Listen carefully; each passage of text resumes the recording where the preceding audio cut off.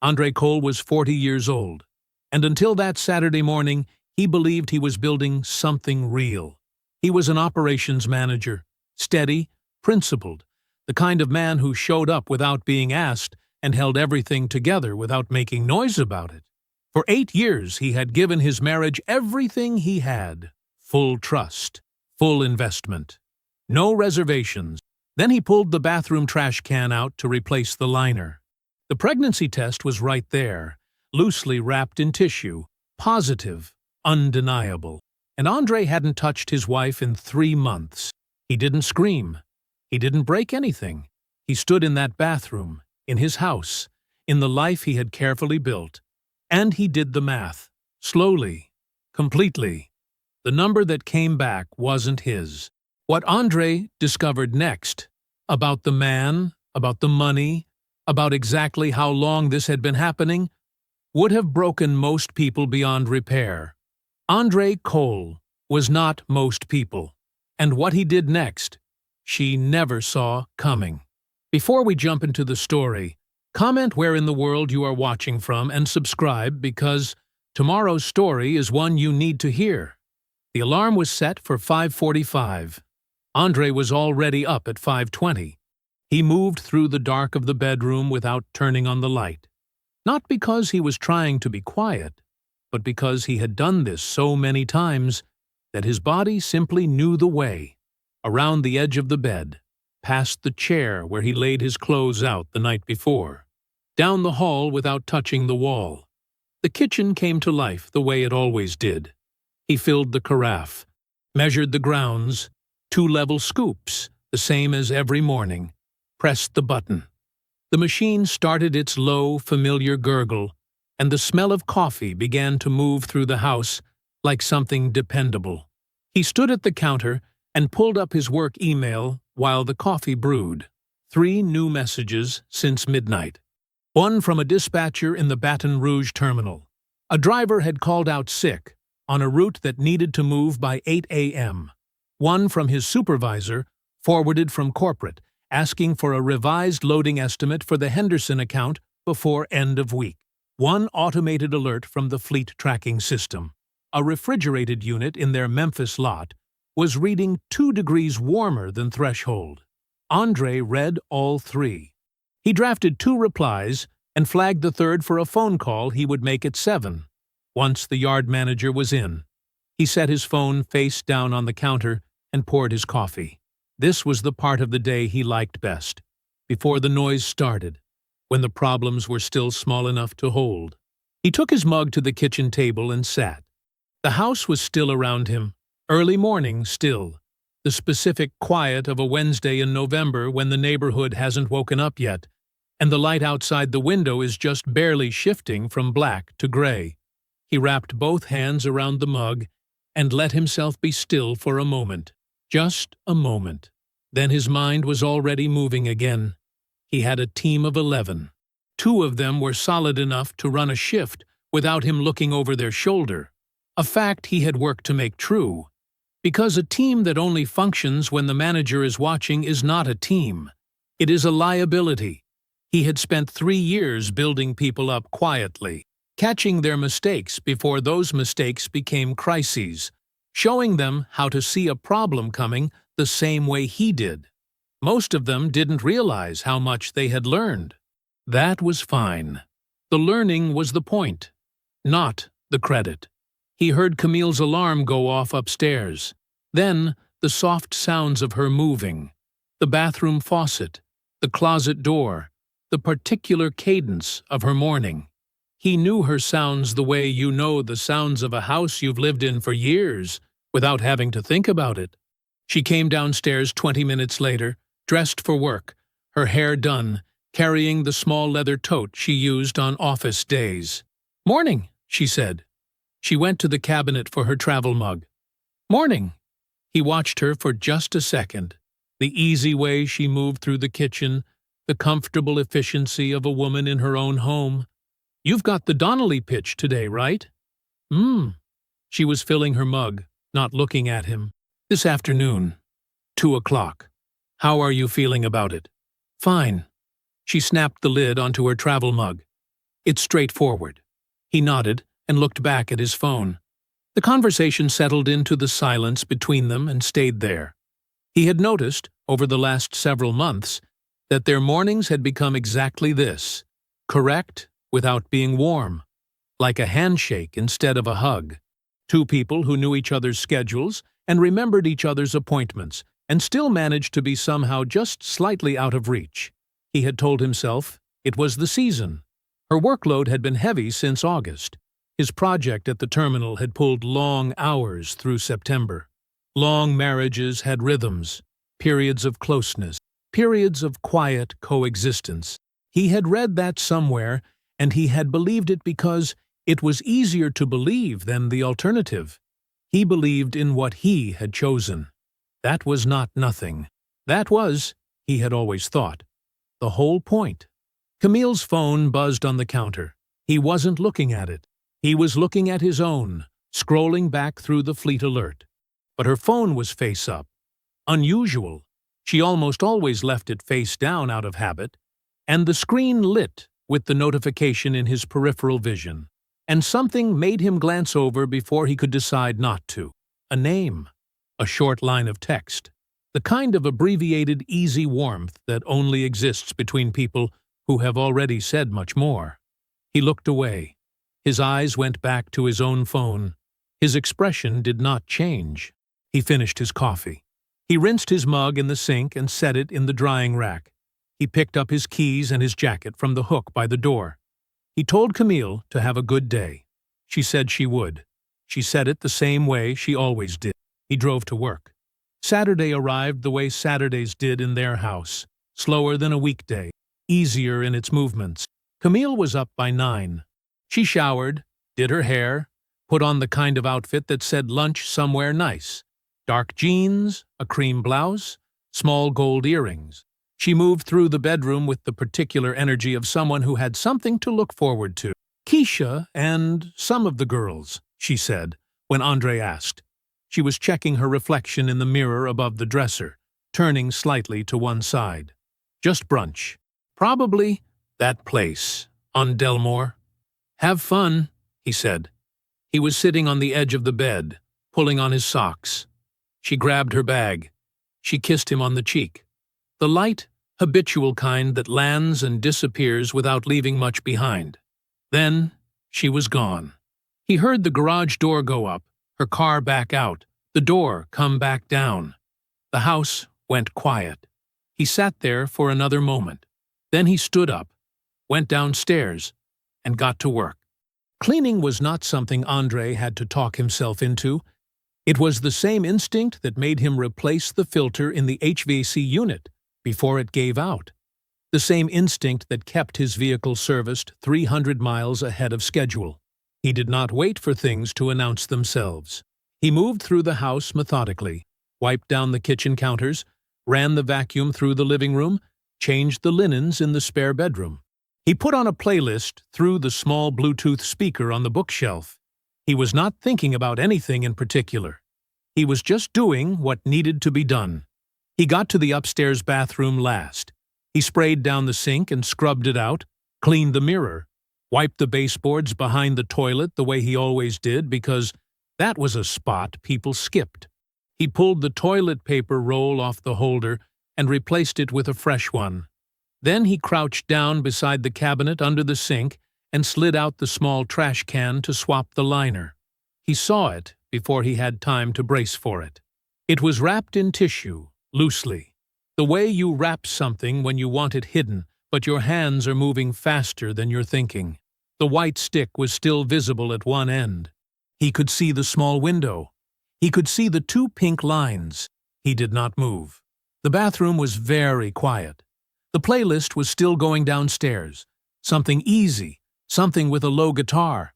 And for a few seconds, that was the only sound in the world. His mind did not spin out. It did not flood. It moved the way his mind always moved, which was toward the facts, toward the numbers, toward the sequence of what was actually true. And the math arrived the way math always does, without asking permission, without softening itself. 3 months. He did not have to search for the number. He knew it, the way you know the things you've already quietly noticed, but haven't yet allowed yourself to name. 11 weeks, give or take.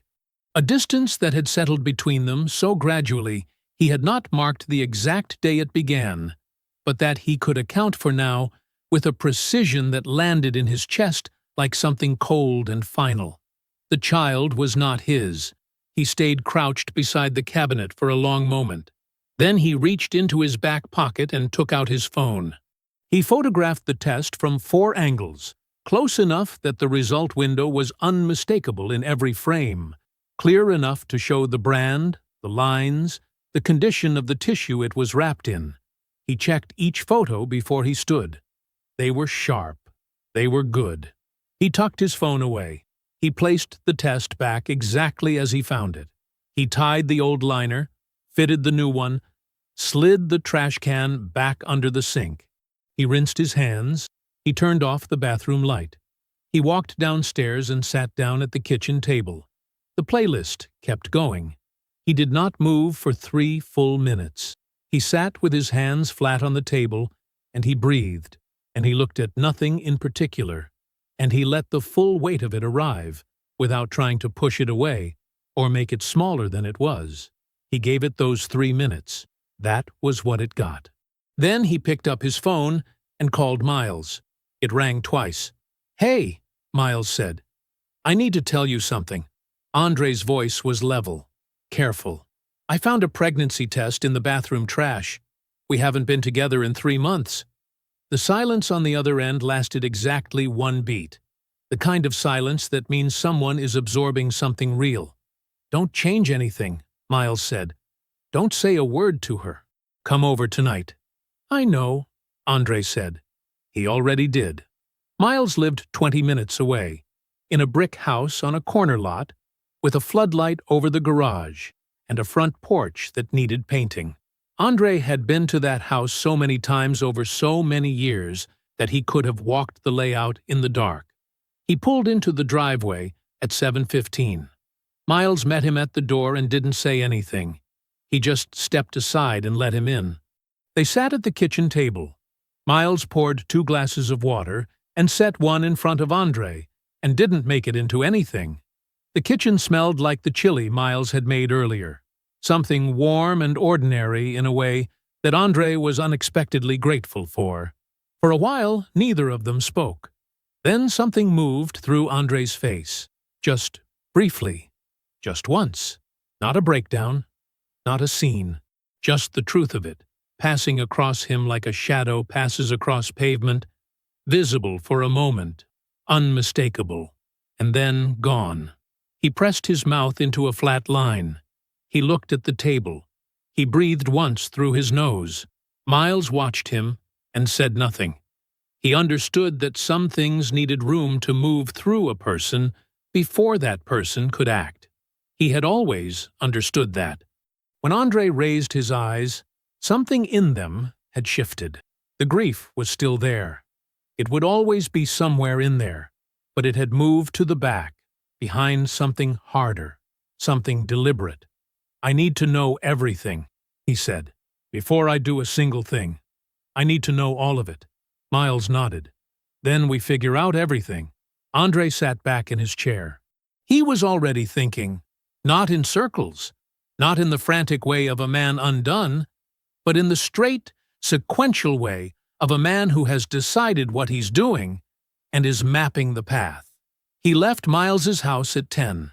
He drove home. He came through the side door into the kitchen. The lights were on, and Camille was at the counter scrolling through her phone, a half-finished glass of wine beside her. She looked up. "Hey, how is Miles?" "Good," Andre said. He set his keys on the hook. "Same as always." He washed his hands at the sink. She asked if he was hungry. He said a little. She said there were leftovers from what she'd picked up on the way home, and she made him a plate. And they sat across from each other at the same kitchen table, where he had sat still for 3 minutes that afternoon, and held the worst thing he had ever learned. He ate. He asked about her brunch. She told him. Keisha had news about a job offer. Someone else had gotten engaged. The food was good. She talked, and he listened, and he responded in the right places, and his face gave her nothing that she was looking for. Afterward, he cleared the plates. He told her he was tired. She said she was too. They went upstairs. The lights went off. The house went quiet. And Andre lay in the dark beside his wife and looked at the ceiling and did not sleep for a long time because he was already working. The gym bag was by the door at 8:40. Camille grabbed it with her keys, said she'd be back by noon, and pulled the door shut behind her. Andre heard her car back out of the driveway. He waited until the sound of the engine faded completely. Then he got up, refilled his coffee, and came back to the table with his laptop. He opened it the way he opened a problem at work. No hesitation. No ceremony. He was not angry right now. Anger was loud, and loud was not useful. What he needed right now was information, and he was very good at finding information. He started with the wireless account. Both of their phones were on the same plan. Had been for 6 years. He logged in with his credentials, navigated to the call history, and pulled the records for the past 4 months. He set his coffee down and began reading. It did not take long. One number appeared the way a fault line appears on a map. Not loudly, but undeniably, once you knew how to look. Multiple times a week, sometimes twice in a day. The calls were not long, most of them 5 minutes, 8 minutes, 12. But the frequency was the thing. The consistency.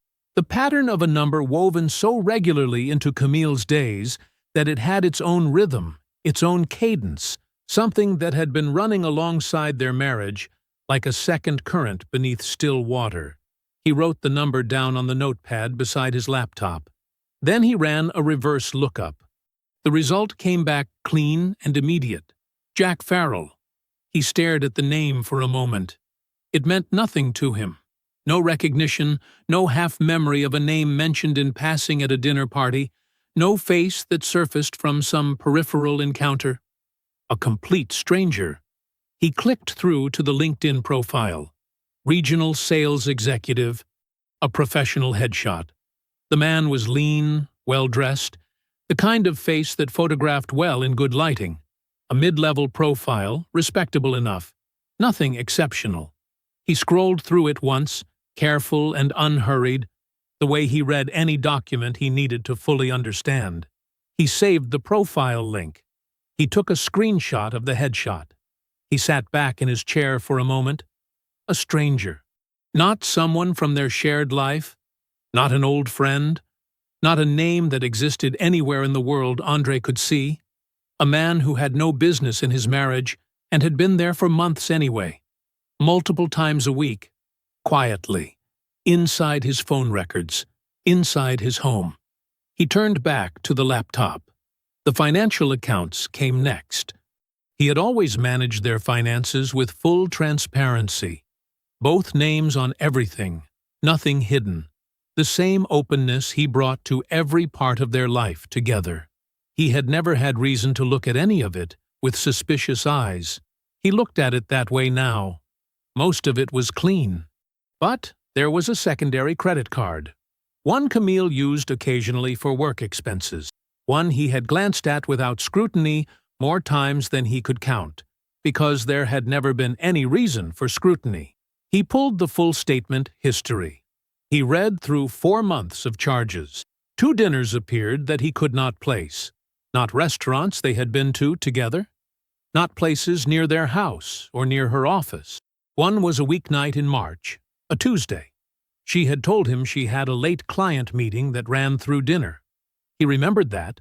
He remembered because he had made himself something at home and watched a game and had not thought twice about it. The other dinner was a Friday in January. During a week, he had been traveling for work. He kept reading. Then he found the hotel charge. It was from 4 months ago. A Saturday checkout, 2 nights. The total was $260. He cross-referenced it in his head against the calendar, already knowing what he was going to find before he found it. That weekend, Camille had told him she was going to see her college friend in Atlanta. A girls' trip. low-key. She had been easy about it, relaxed, the way she always was when she talked about her friends. The hotel was not in Atlanta. He looked at it for a long time.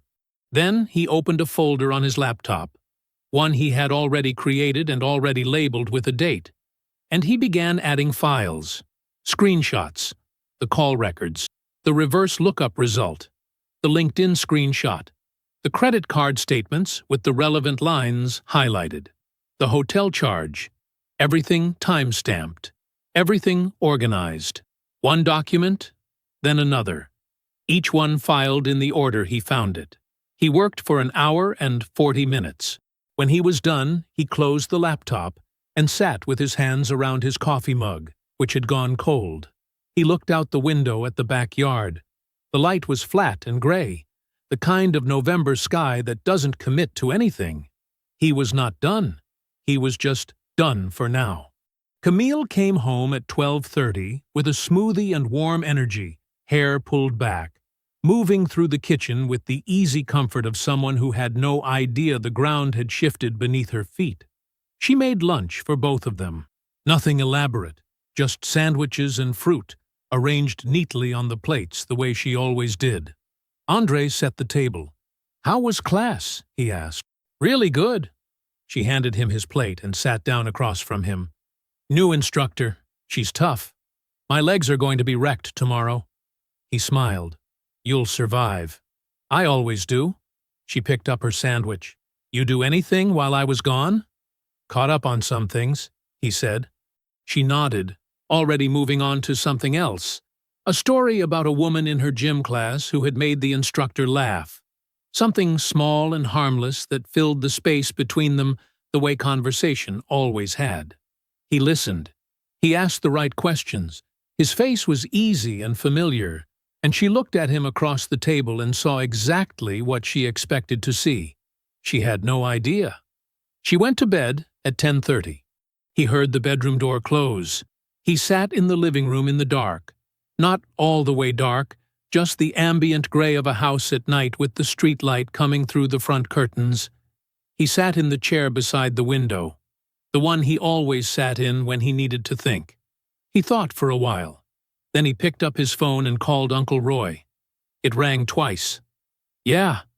Roy's voice was alert, even at this hour. It always was. "It's me," Andre said. "I need your help with something serious. I need you to hear all of it before you say anything." A brief pause. Roy did not ask questions when he did not yet have information. He never had. "Go ahead, son," he said.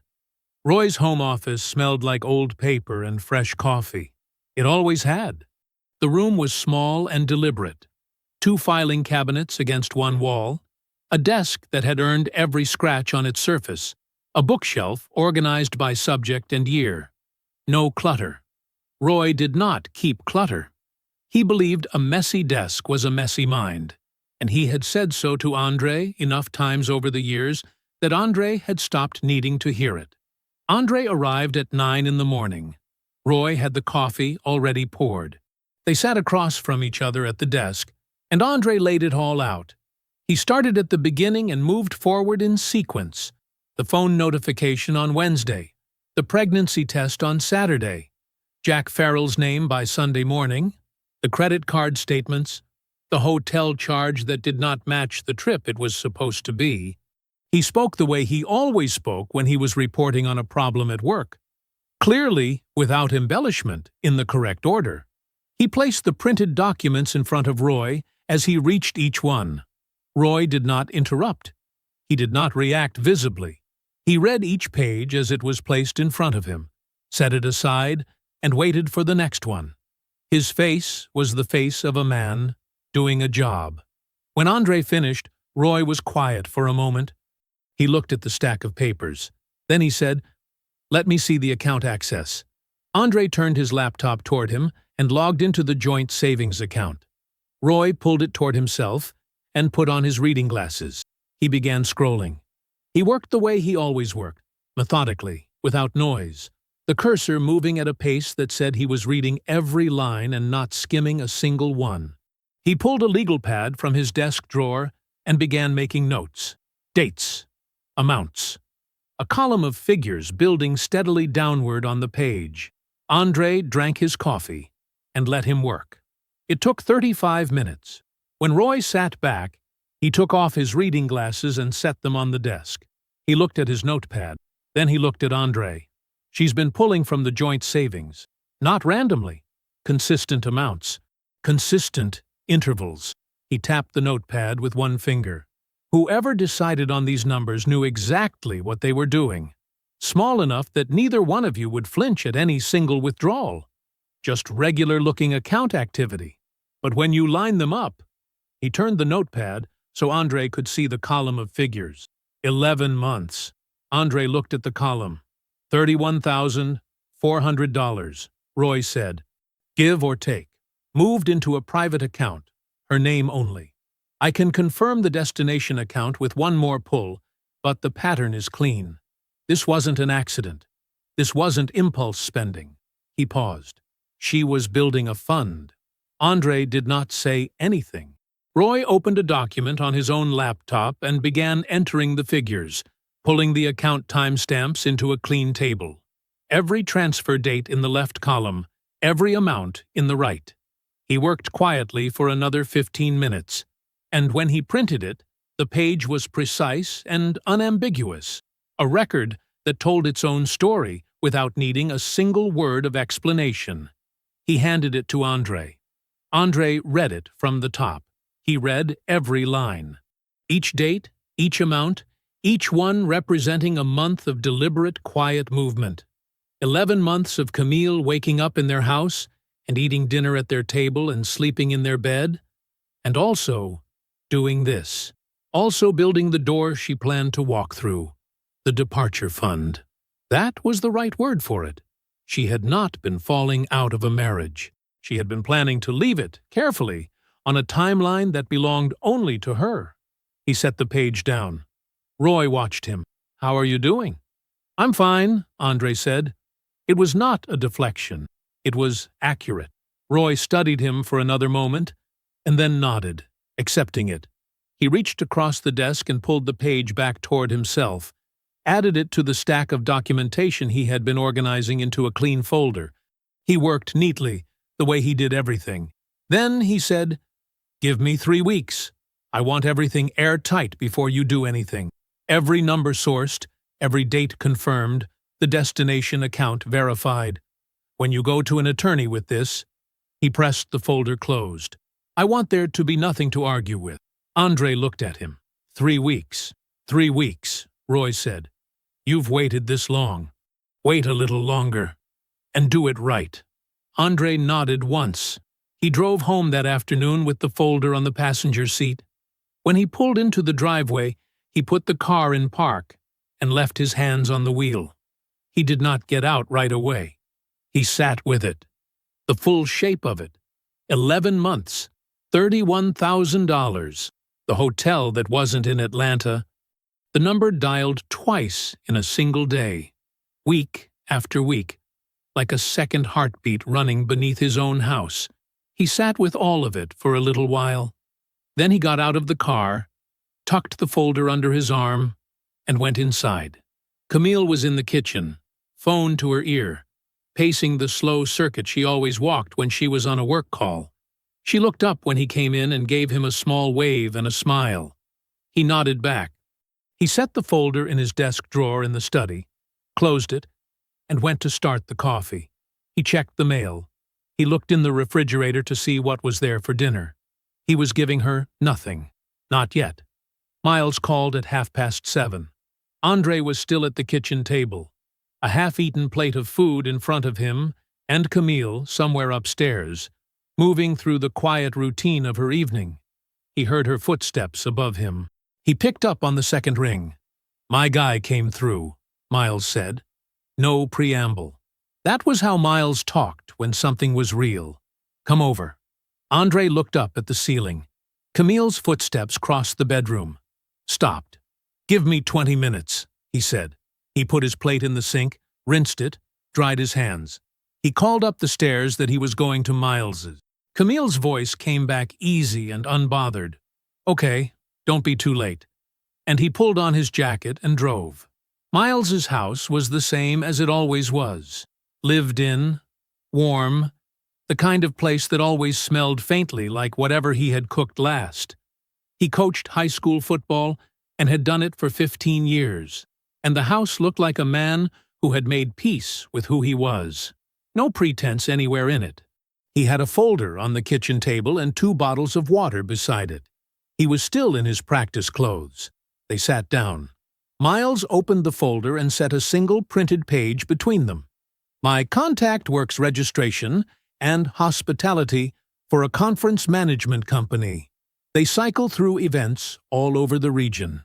He tapped the page. "He pulled this without me having to ask twice." Andre looked at the page. It was a registration log excerpt, event name, date, attendee list. There, about a third of the way down, Camille's name, and 4 rows below it, printed as plainly as anything could be printed. Farrell, Jack. Regional sales. 14 months ago, Miles said. A regional marketing conference about 40 minutes outside the city. 2-day event. They were both registered, both checked in. He paused. That's where it started. Andre read the page again.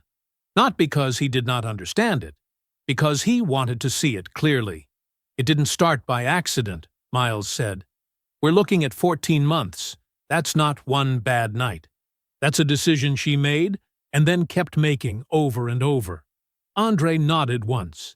He knew that. Knowing it and seeing it dated and printed were 2 different things. Miles reached into the folder and pulled out a second page. A hotel record. One Roy had surfaced during his review of the accounts. A charge Andre had found in the statements, but had not yet placed against a specific date.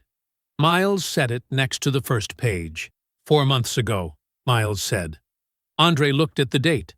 It landed before Miles finished the sentence. 4 months ago was the weekend Camille had packed a bag for what she called a bachelorette trip. A work colleague, someone named Priya, someone Andre had heard Camille mention maybe twice before. Priya was getting married. Camille was going up for the weekend. She had been in a good mood getting ready. Light, easy, the way she rarely was anymore in the regular run of their days.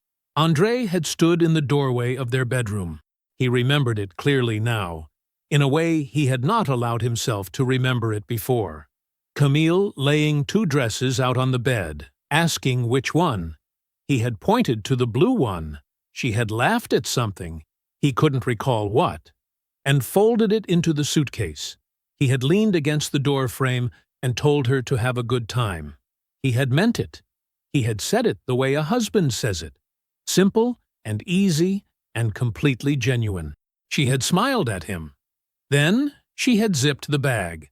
That memory, his own voice in that doorway, her smile, the blue dress going into the suitcase, settled onto him now with a weight that was different from everything else.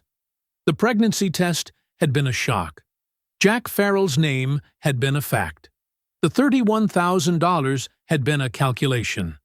Those things had hurt in the way that large, clear things hurt. Sudden and total. This was smaller, more precise. He had stood in that doorway and handed her the trip. He had participated, unknowingly, in the performance, and she had let him. She had taken the smile and the suitcase and his own good wishes and walked out the door to another man, and she had done it without a single hesitation that he had seen. He sat with that for a moment. Miles did not say anything. He watched Andre hold it, and he stayed quiet, because he understood that some things needed to be held before they could be set down. After a while, Andre straightened. He picked up the 2 pages and aligned them against each other, edges matching, and set them back in the folder. He closed the folder. "Thank your guy," Andre said. "Already did," Miles said. They sat for a few more minutes without talking.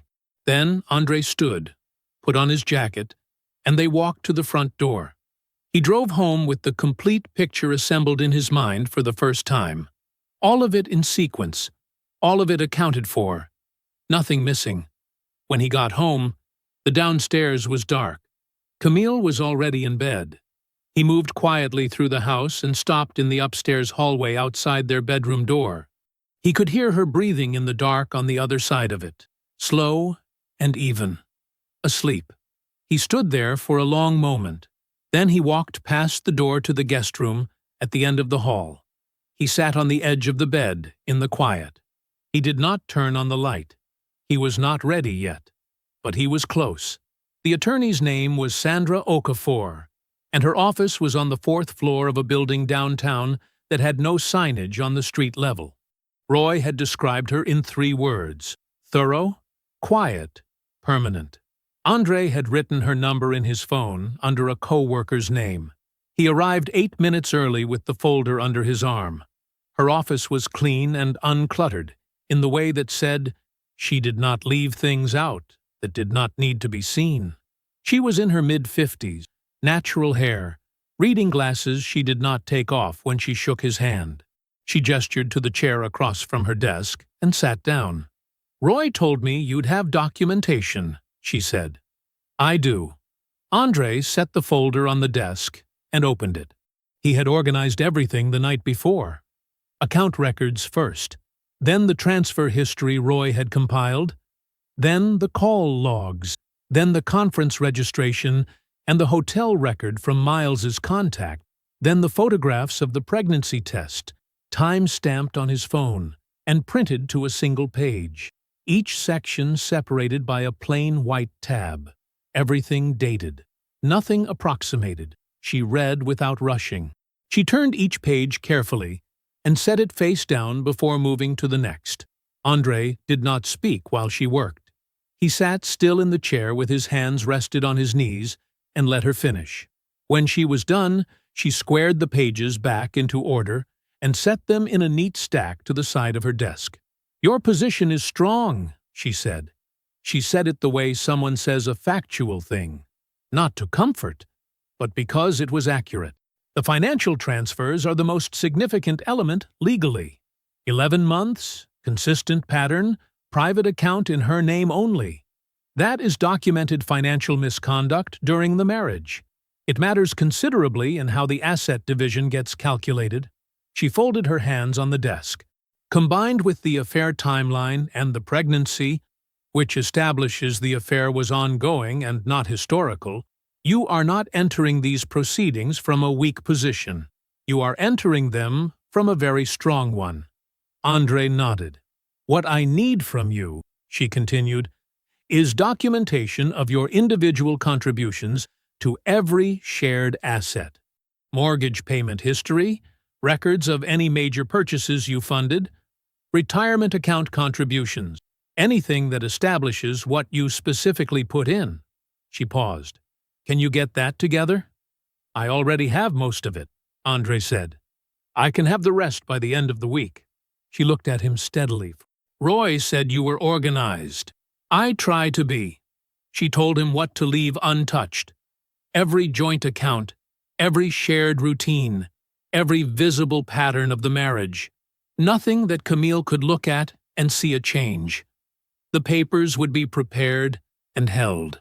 When Andre said the word, they would move. Until then, everything stayed exactly where it was. He drove home feeling the specific, grounded calm of a man who has done the necessary thing. Camille was working from home that afternoon, her laptop open at the kitchen table, a call wrapping up when he came in. She looked up and smiled. Easy, warm, the practiced warmth of a woman who had no idea the ground had already shifted beneath her. He made coffee. He asked how her morning was. She told him. He listened. It was over dinner that she started. It began the way she had been beginning things lately, casually, philosophically, the way someone floats an idea to see where it lands. She was talking about a couple they knew, friends of hers from the agency, who had recently separated after 9 years together. "It's just sad," she said, pushing food around her plate. "But also, I don't know. I think some people grow at different speeds, and at some point you have to be honest with yourself about whether you're still compatible." Andre looked at her across the table. "That's probably true," he said. She looked slightly encouraged by that. She pressed a little further. I think people stay in situations longer than they should sometimes, because it's comfortable, because the thought of change is scary. She paused. But I think clarity is actually an act of respect. Don't you? Andre took a slow sip of water. He set the glass down. I do, he said. I think people deserve to know the truth of their situation. He said it simply, without inflection, without anything behind it that she could read. Clarity matters. She smiled. Then she looked back down at her plate and changed the subject to something about a client presentation next week. And he listened to that too. He noted the date. That evening he called Roy from the kitchen after Camille had settled in the living room. The television was on. He could hear it through the wall. He kept his voice low and even. The attorney's set, Andre said. Everything she needed, I can get her by Friday. Good. Roy's voice was steady as always. 3 weeks is now 2. Maybe less if you move on those contribution records quickly. I'll move quickly, Andre said. I know you will, Roy said. Andre thanked him and hung up. He stood at the kitchen counter for a moment, listening to the sound of the television in the next room. Then he finished his water, rinsed the glass, and went to bed. The workday ended at 4:47 on a Friday afternoon, but Andre was still sitting in his car in the parking garage at 5:12, phone in his hand, engine off. He had been deliberating this call for 4 days, not because he was unsure whether to make it. He had decided it was the right thing to do almost immediately after the meeting with Sandra Okafor, the moment he started thinking clearly about who else was going to be affected by what was coming. He was deliberating because he wanted to get the call right. He wanted to know exactly what he would say before he said it. He was not a man who picked up the phone before he was ready. He was ready now. He found Dorothy Haynes in his contacts and pressed call. She picked up on the third ring. Her voice was warm the way it always was with him, the particular warmth of a woman who had always meant it. Andre. This is a nice surprise. Hey, Dorothy. He paused just long enough to let the moment settle. I'm glad you answered. Do you have a few minutes? Something in his tone must have reached her, because her voice shifted almost imperceptibly. Still warm, but more careful. Of course I do. What's going on? He told her. Not everything. Not the financial documentation, not the attorney, not the specific name of Jack Farrell. He told her enough. He said that something serious had happened inside the marriage, that it involved Camille, that it had been going on for longer than he could have imagined, and that what he had uncovered was not a small thing. He said he was telling her now because she had always treated him with genuine decency, and he did not think it was fair for her to be blindsided when things became public and irreversible. He made one thing clear before she could speak. I'm not calling to ask for your loyalty, Dorothy. I'm not asking for anything. I just felt you deserved to know. The silence that followed was long and absolutely still. Then her voice came back, gone very careful. Is my daughter pregnant? Andre closed his eyes once. Yes, he said. The silence after that was a different kind of silence, heavier and with more in it. He did not fill it. He let her sit with it the same way he had sat with things, because she deserved that. Finally she spoke. I'll be in town Thursday, she said. Her voice was flat, in a way that was not unkind, just honest and quiet.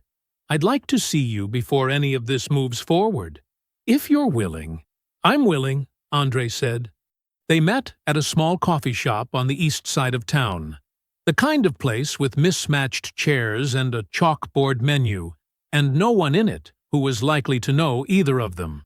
Dorothy was already there when he arrived, sitting at a corner table with her hands wrapped around a mug. She looked older than the last time he had seen her. Or maybe she just looked like she was carrying something. She stood when she saw him and hugged him. A real hug, not a polite one. He let himself receive it. They sat down. For a moment, neither of them spoke. Then Dorothy said, I'm not going to make excuses for her.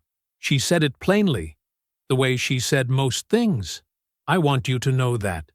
I'm her mother, and I love her, but I'm not going to sit here and tell you that what she did was something other than what it was. She looked at him steadily across the table.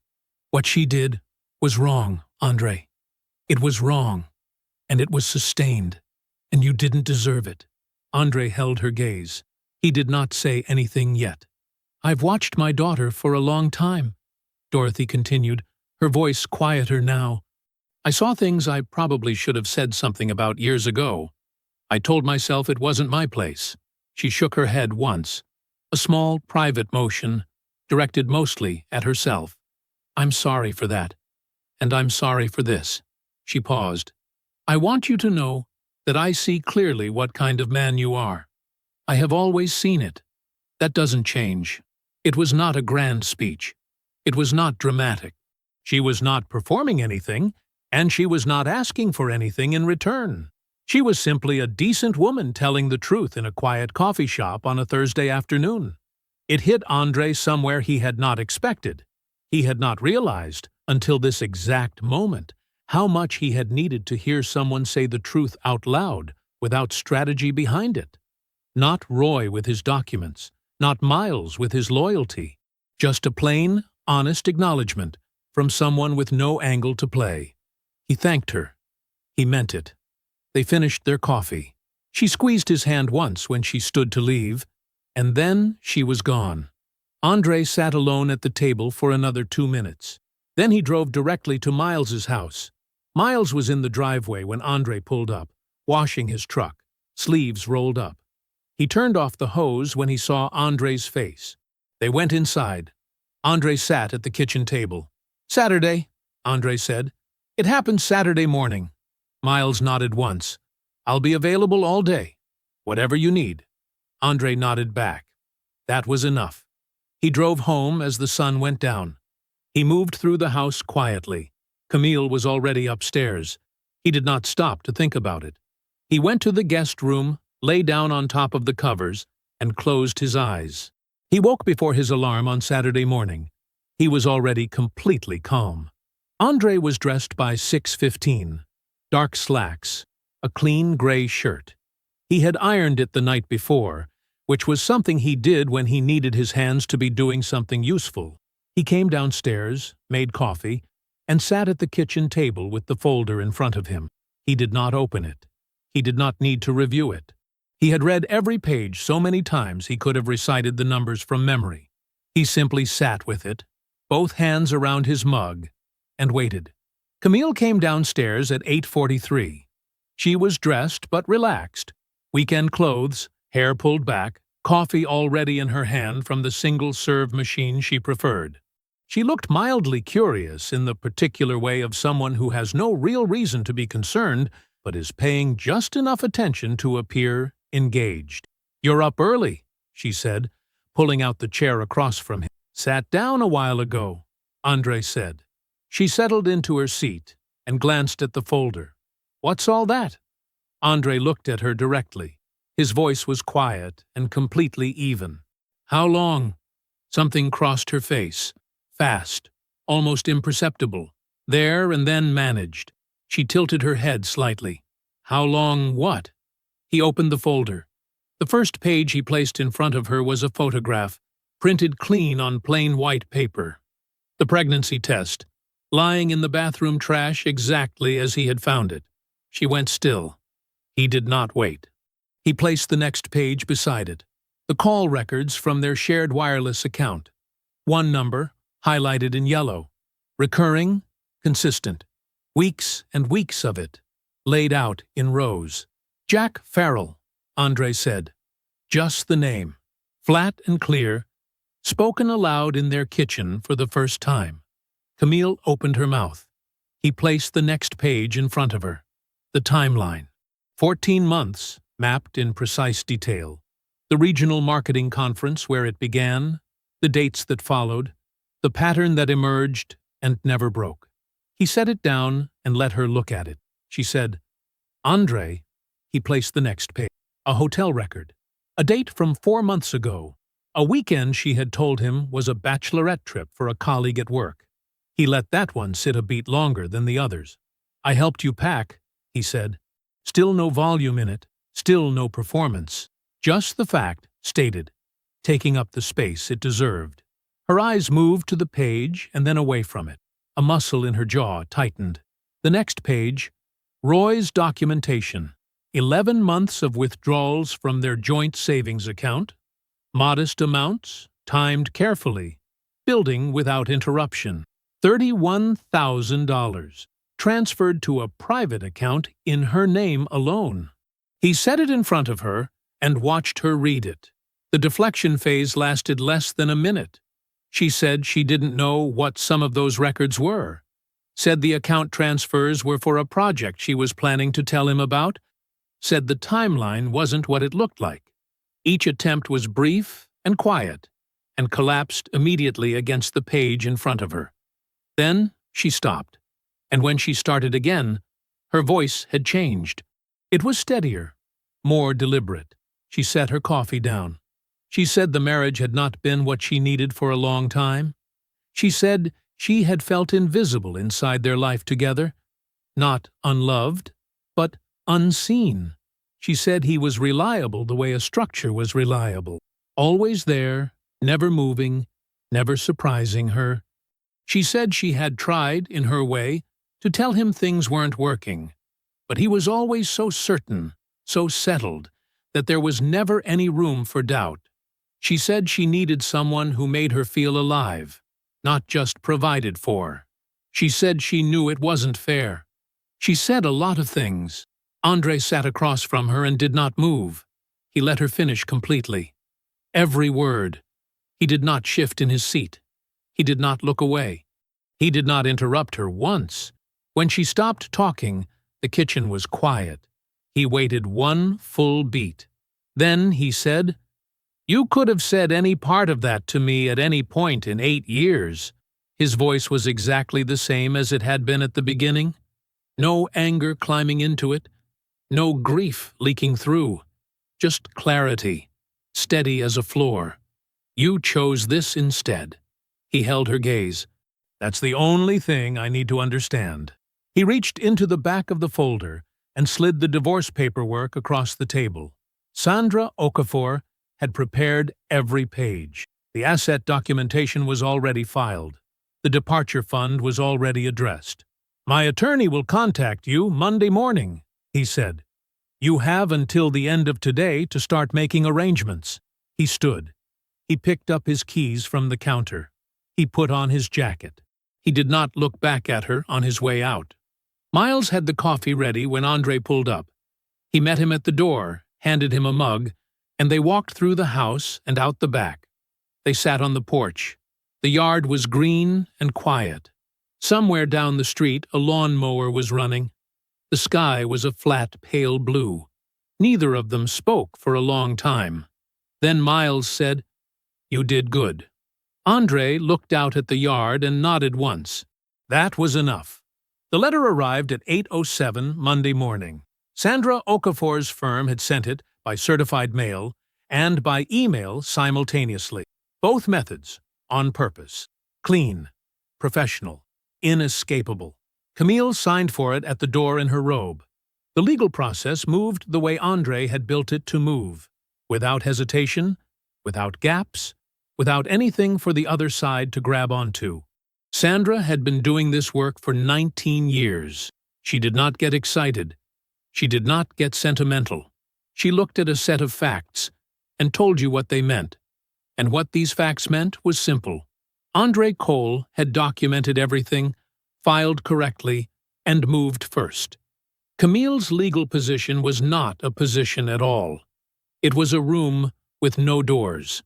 The departure fund, 11 months of careful, quiet withdrawals, $31,000 she had moved into an account she believed was invisible, was not invisible.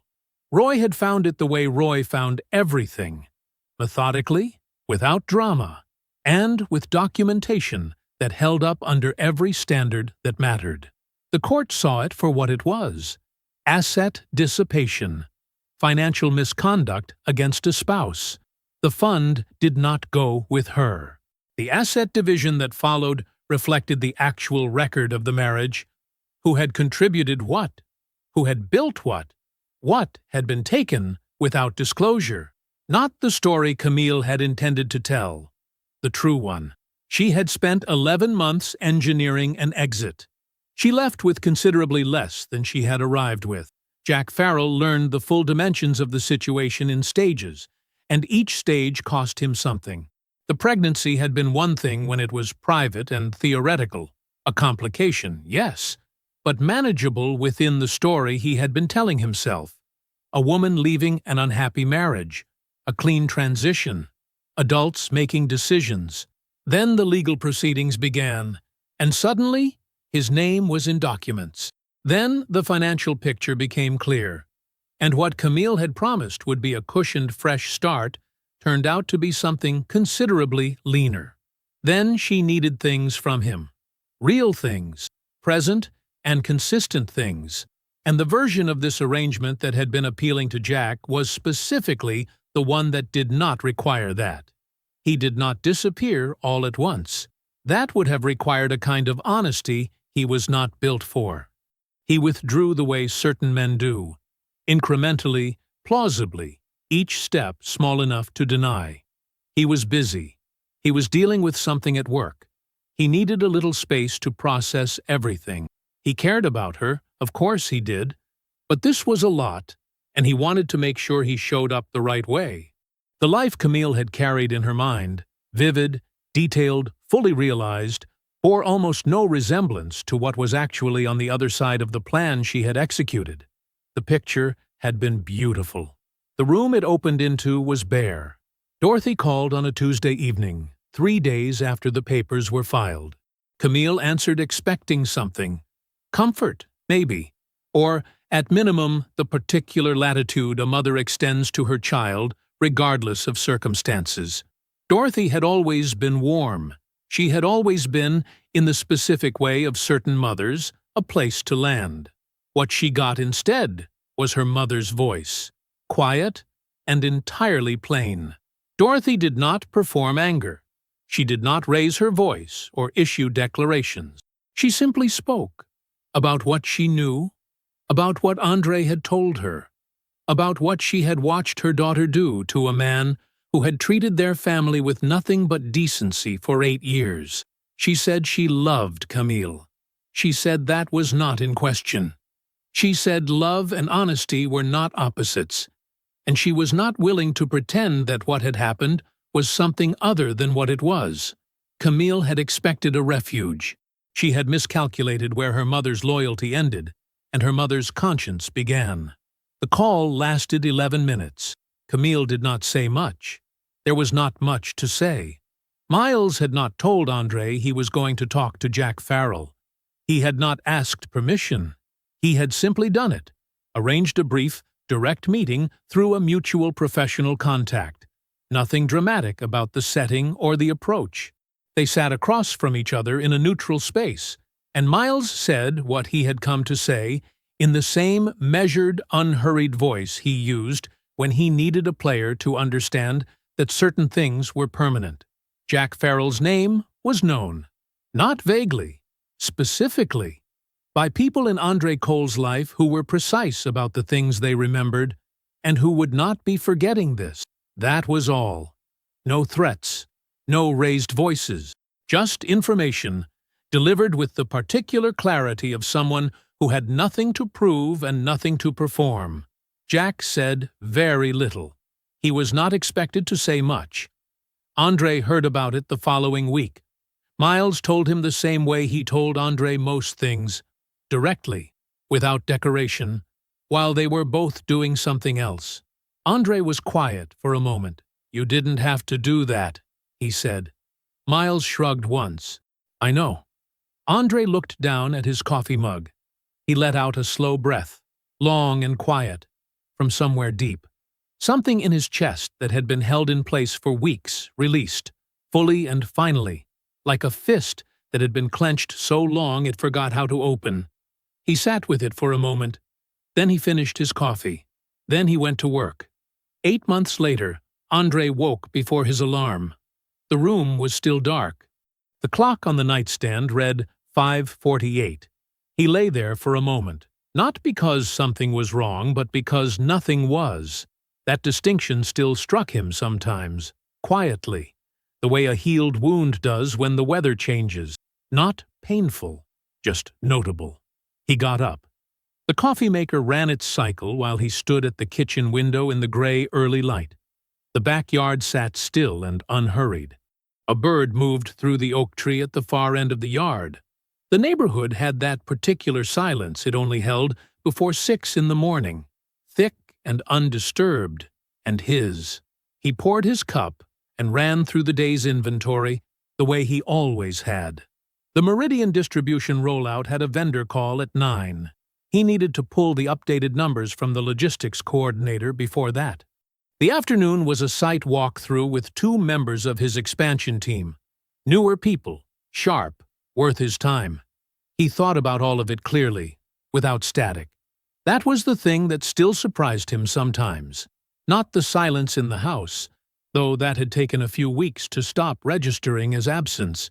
It was the silence inside his own head. For months, longer than he had admitted to himself while it was happening, there had been a low hum underneath every quiet moment, a frequency he could not name, because naming it would have meant something he was not yet ready to act on.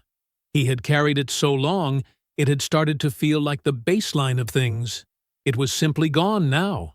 The morning was just a morning. He had advocated for the regional expansion project in January, sat across from his director, and made the case for himself with the same calm precision he brought to everything. What he would do, how he would structure it, what problems he had already anticipated and built solutions for. He did not oversell. He did not hedge. He presented the facts of his own competence and let them stand. He got it. 11 months in scope, 3 regional sites, a team of 6 reporting to him. It was the largest operational responsibility of his career, and he was moving through it the way he moved through everything, methodically, ahead of schedule, with the particular satisfaction of a man doing work that is exactly the right size for him. He had stopped making himself smaller without realizing he had been doing it. Camille existed at the edges of his awareness, the way that certain information does once it is no longer relevant. Available if you looked for it, but not something the mind returned to on its own. What he knew in brief strokes. She and Jack were navigating shared arrangements from a position of mutual disappointment and diminished expectation. They were managing. They were not what either of them had pictured. The life she had built in her mind, detailed, justified, already half-lived in her imagination, had turned out to require things from the other side that the other side was not interested in providing. She was not where she had planned to be.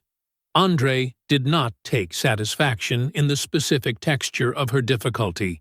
He was not that kind of man. But he did not look away from the truth of it either. She had made choices. The choices had made a life. That life was hers now, exactly as built. On a Thursday afternoon, while he and one of his junior analysts were reviewing a routing report at the conference table, the younger man, Deshawn, 32, someone who had come to Andre with questions more than once and always listened carefully to the answers, looked up from the spreadsheet. "Can I ask you something that's not about the routing numbers?" Andre looked up. "Go ahead." "How do you stay?" Deshawn paused, choosing the word. "Composed. When something goes sideways on a project and everyone's waiting for somebody to panic. You never do. Where does that come from?" Andre set his pen down. He thought about the question honestly, the way he thought about most things.